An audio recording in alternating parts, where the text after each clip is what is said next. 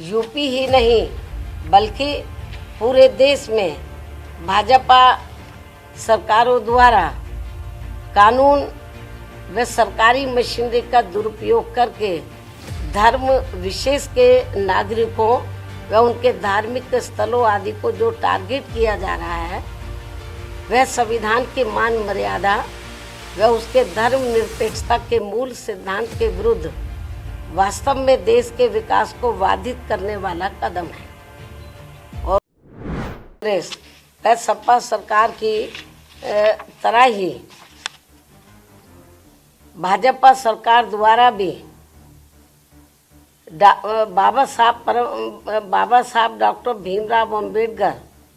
समग्र विकास योजना आदि जैसी महत्वपूर्ण योजनाओं को निष्क्रिय बना देने के कारण हमने जो डॉक्टर भीमराव अंबेडकर समग्र विकास योजना यूपी में शुरू की थी, तो इसको कांग्रेस और सपा की सरकार की तरह ही भाजपा सरकार द्वारा भी डॉक्टर अंबेडकर समग्र विकास, ग्राम विकास योजना आदि जैसी महत्वपूर्ण योजनाओं को निष्क्रिय बना देने के कारण अब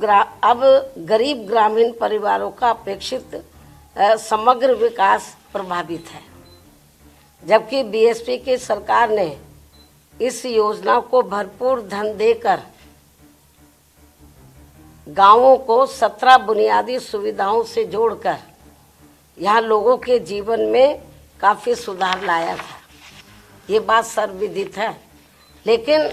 अब आम चर्चा के मुताबिक अधिकांश सरकारों पर लोगों को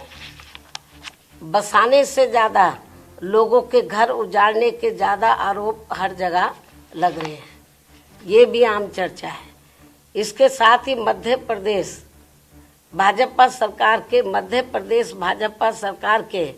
वरिष्ठ मंत्री द्वारा विभिन्न सरकारी कल्याणकारी योजनाओं के लाभार्थियों को भिखारियों की फौज बताने से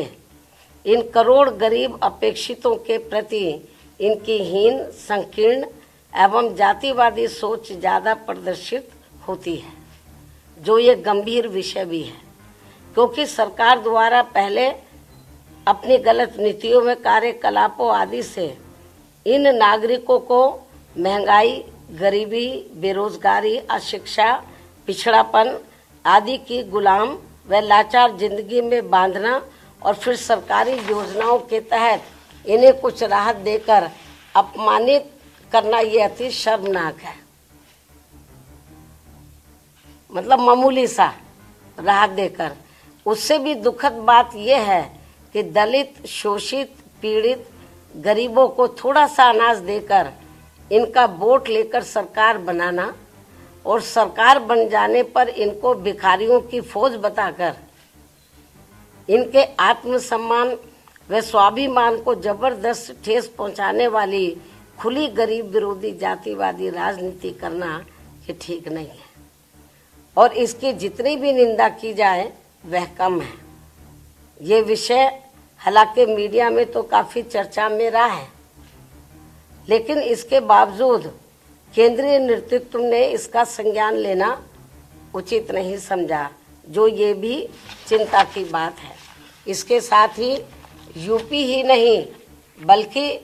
पूरे देश में भाजपा सरकारों द्वारा कानून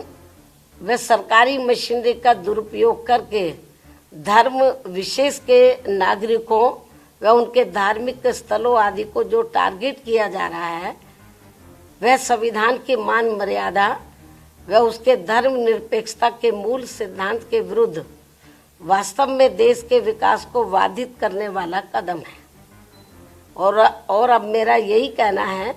केंद्र व यूपी सहित सभी राज्य सरकारों को अपनी संकीर्ण, द्वेषपूर्ण, जातिवादी व सांप्रदायिकता आदि के कृत्यों से जरूर बचना चाहिए, क्योंकि इससे देश के करोड़ों गरीबों, मजदूरों, शोषितों, पीड़ितों, दलितों, आदिवासियों, पिछड़ों व अन्य मेहनतकश नागरिकों का हित व कल्याण नहीं हो पा रहा है, और जिससे वास्तव में देश हित भी प्रभावित हो रहा है। ऐसे में सरकारों की नियत नीति व अमल में भी सर्वजन हिताय व सर्वजन सुखाय जैसा सही संविधानिक जनहितैषी बदलाव होना जरूरी है। संक्षेप में अब हमारी पार्टी का यही कहना है कि हर वर्ष केंद्र व राज्यों के बजट में देश प्रदेश व जनहित की जो काफ़ी बड़ी बड़ी बातें कही जाती हैं, और आपको मालूम है इस समय बजट का दौर चल रहा है पूरे देश में। राज्यों की सरकारें अपना बजट रख रही हैं, केंद्र की सरकार ने भी बजट रखा, चर्चा भी अब इस पर होगी। लेकिन इन्होंने हर साल केंद्र और राज्यों की सरकारें अपने बजट में देश प्रदेश व जनहित की, केंद्र की सरकार देश की जनहित की और राज्यों की सरकारें प्रदेश व जनहित की तो काफ़ी बड़ी बड़ी बातें करती हैं, लेकिन उन पर 50% भी सही से अमल नहीं किया जाता है। क्योंकि मैं देख रही हूँ आए दिन किसी न किसी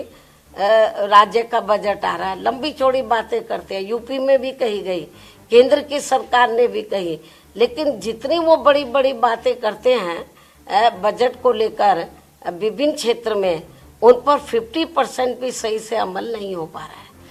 और वास्तव में प्रैक्टिकल में तो देखने के लिए ये मिल रहा है कि जो दबे कुचले लोग हैं, दलित हैं, पिछड़े हैं, आदिवासी हैं, माइनॉरिटीज़ के लोग हैं, तो इनके साथ तो काफ़ी अन्याय हो रहा है। तो इनके हित के लिए, इनके डेवलपमेंट के लिए, इनके मद में जो पैसा बजट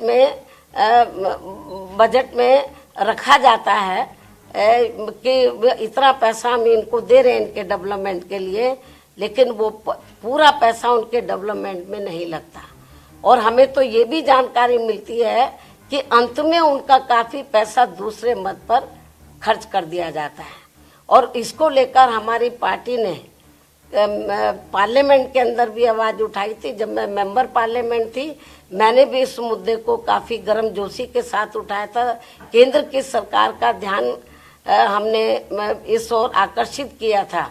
और हमने प्रमाण दिए थे केंद्र की सरकार को,